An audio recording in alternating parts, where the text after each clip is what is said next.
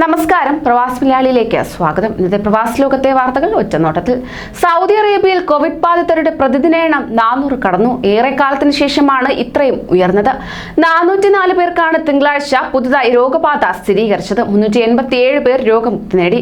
രാജ്യത്തെ വിവിധ ഭാഗങ്ങളിലായി 4 പേർ മരിച്ചു. ഇതുവരെ രാജ്യത്ത് രോഗം സ്ഥിരീകരിച്ചവരുടെ ആകെ എണ്ണം 3,80,424 ആയി. ഇവരിൽ 3,74,799 പേർക്കും രോഗം ഭേദമായി. ആകെ മരണസംഖ്യ 6,613 ആയി. രാജ്യത്തെ വിവിധ ആശുപത്രികളിലും മറ്റുമായി 4,012 പേർ നിലവിൽ ചികിത്സയിൽ കഴിയുന്നു. ഇവരിൽ 595 പേരുടെ നില ഗുരുതരമാണ്. ചികിത്സയിൽ കഴിയുന്ന ബാക്കിയുള്ളവരുടെ ആരോഗ്യനില തൃപ്തികരമാണ്. UAE-യിൽ 1,871 പേർക്ക് കൂടി കോവിഡ് വൈറസ് ബാധ സ്ഥിരീകരിച്ചതായി ആരോഗ്യ പ്രതിരോധ മന്ത്രാലയം അറിയിച്ചു. ചികിത്സയിലായിരുന്ന 2,144 പേർ സുഖം പ്രാപിച്ചപ്പോൾ 7 കോവിഡ് മരണങ്ങൾ കൂടി രാജ്യത്തിന്റെ വിവിധ ഭാഗങ്ങളിൽ റിപ്പോർട്ട് ചെയ്യപ്പെട്ടു. കഴിഞ്ഞ 24 മണിക്കൂറിനിടെ 1,85,531 കോവിഡ് പരിശോധനകളാണ് UAE-യിൽ നടത്തിയത്. ഇന്നുവരെയുള്ള കണക്കുകൾ പ്രകാരം 4,42,226 പേർക്ക് UAE-യിൽ കോവിഡ് വൈറസ് ബാധ സ്ഥിരീകരിച്ചിട്ടുണ്ട്. ഇവരിൽ 4,24,740 പേർ ഇതിനോടകം രോഗമുക്തരായി. ഒമാനിൽ 836 പേർക്ക് പുതുതായി കോവിഡ് സ്ഥിരീകരിച്ചു. ഇതുവരെ 1,82,364 പേർക്കാണ് രാജ്യത്ത് വൈറസ് ബാധ സ്ഥിരീകരിച്ചത്. അതേസമയം കോവിഡ് ബാധിച്ച് 4 പേർ മരിച്ചതായി ആരോഗ്യ മന്ത്രാലയം അറിയിച്ചു. ഇതോടെ ആകെ മരണസംഖ്യ 1,537 ആയി. ഇതുവരെ 1,39,846 പേർ രോഗമുക്തി നേടി. രാജ്യത്തെ രോഗമുക്തി നിരക്ക് 92%.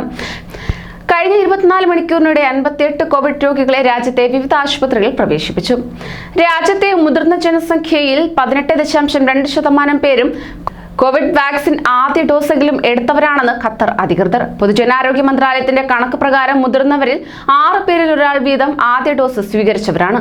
60 വയസ്സിന് മുകളിൽ പ്രായമുള്ളവരിൽ 66.8% പേരും 70 വയസ്സിന് മുകളിലുള്ളവരിൽ 69.4% പേരും 80 വയസ്സിന് മുകളിലുള്ളവരിൽ 70% പേരും ആദ്യ ഡോസെങ്കിലും എടുത്തവരാണ്.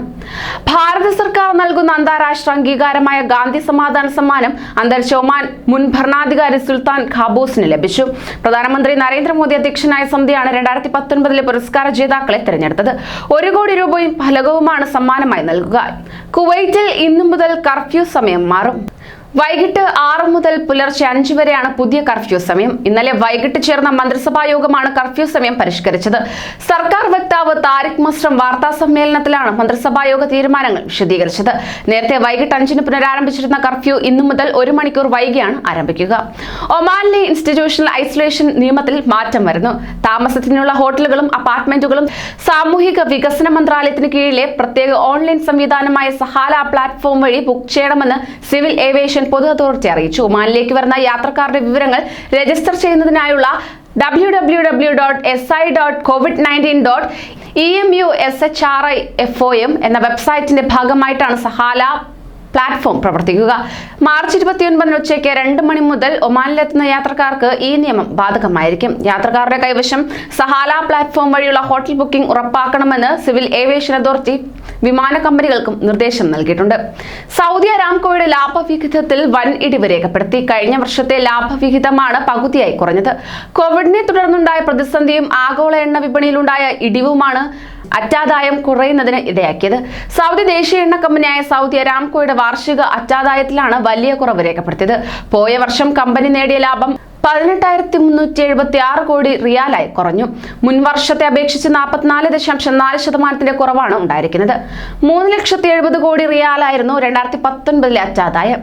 ഗൾഫ് രാജ്യങ്ങളിൽ തൊഴിലാളികളുടെ ക്ഷേമകാര്യങ്ങളിൽ പ്രശംസാവഹമായ ചുവടുറപ്പിച്ച ഖത്തർ രംഗത്ത്. രാജ്യത്തെ തൊഴിലാളികൾക്കുള്ള മിനിമം വേതന നിയമം മാർച്ച് 20 മുതൽ പ്രാബല്യത്തിലായി. 2020 17-ാം നമ്പർ നിയമപ്രകാരം ഗാർഹിക തൊഴിലാളികൾക്കും കമ്പനി ജീവനക്കാർക്കുമുള്ള മിനിമം വേതന നിയമം മാർച്ച് 20 മുതൽ പ്രാബല്യത്തിലാകുന്നതിനായി ഖത്തർ ഭരണ വികസന തൊഴിൽ സാമൂഹികകാര്യ മന്ത്രാലയം അറിയിച്ചു കഴിഞ്ഞു. കഴിഞ്ഞ സെപ്റ്റംബറിലാണ് മിഡിൽ ഈസ്റ്റിൽ ആദ്യമായി മിനിമം വേതന നിയമം ഖത്തറിൽ നടപ്പിലാക്കുന്നത്. പൊതുസ്ഥലങ്ങളിൽ മാലിന്യം തള്ളിയാൽ 1000 മുതൽ 1,00,000 ദിർഹം വരെ പിഴ ലഭിക്കും. ശരിയായ വിധം നിശ്ചിത ഇടങ്ങളിൽ മാത്രമേ മാലിന്യം നിക്ഷേപിക്കാവൂ എന്നും അബുദാബി നഗരസഭയും മാലിന്യ നിർമ്മാർജ്ജന വിഭാഗവുമായ തത്വീറും മുന്നറിയിപ്പ് നൽകിയിരിക്കുകയാണ്.